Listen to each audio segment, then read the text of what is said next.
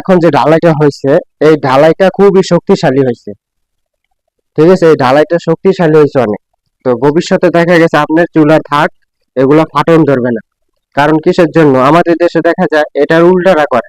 এই গাঁথনিগুলো আগে সম্পূর্ণ উঠায় দেয়, উঠায় দেওয়ার পরে পরে গাঁথনি ভাঙ্গিয়া এই গাঁথনির জয়েন্ট গুলো দিয়ে রড ঢুকাই দেয়।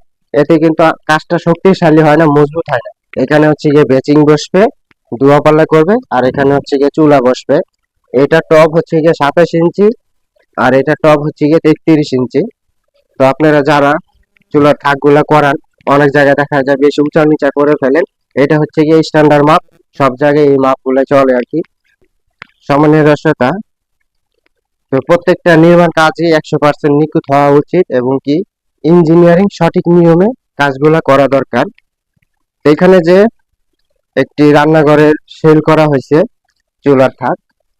তো আমাদের দেশে দেখা যায় এভেলেবেল এই চুলার থাক গুলো এইভাবে না কইরা আগে পুরোপুরি 7 ফিট লেভেল গাঁথনি উঠায় ফেলে। গাঁথনি উঠানোর পরে পরে ইট ভাঙিয়ে তারপরে এই সেল গুলা করে, অনেক জায়গায় দেখা যায়। তো এটি কিন্তু সম্পূর্ণ ঝুঁকিপূর্ণ হবে আপনাদের বাড়ির জন্য। তো অবশ্যই আপনারা যখন রান্নাঘরের কাজগুলো করবেন, এইভাবে চুলার থাকের লেভেল ঢালাই করে তারপর হচ্ছে কি আবার গাঁথনিগুলা করাবেন। তো এই যে যে এখন যে ঢালাইটা হয়েছে, এই ঢালাইটা খুবই শক্তিশালী হয়েছে।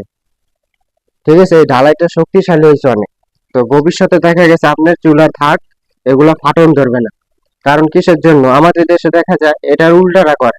এই গাঁথনিগুলো আগে সম্পূর্ণ উঠায় দেয়, উঠায় দেওয়ার পরে পরে গাঁথনি ভাঙ্গিয়া এই গাঁথনির জয়েন্ট গুলো দিয়ে রড ঢুকাই দেয়। এতে কিন্তু কাজটা শক্তিশালী হয় না, মজবুত হয় না। তো অবশ্যই আপনাদের শক্তিশালী কাজ করতে হলে এই সিস্টেমে করতে হবে, যে সিস্টেমে আমাদের এখানে করা হয়েছে এই সিস্টেমে করতে হবে। আগে আপনারা যে লেভেলে ঢালাইগুলা করবেন, এই লেভেলে আপনারা ঢালাইগুলা করে তারপরে আবার গাঁথনি করাবেন। তো এখানে আমাদের আছে হলো গিয়ে 27 ইঞ্চি। ঠিক আছে, আর এটা হচ্ছে গিয়ে 33 ইঞ্চি।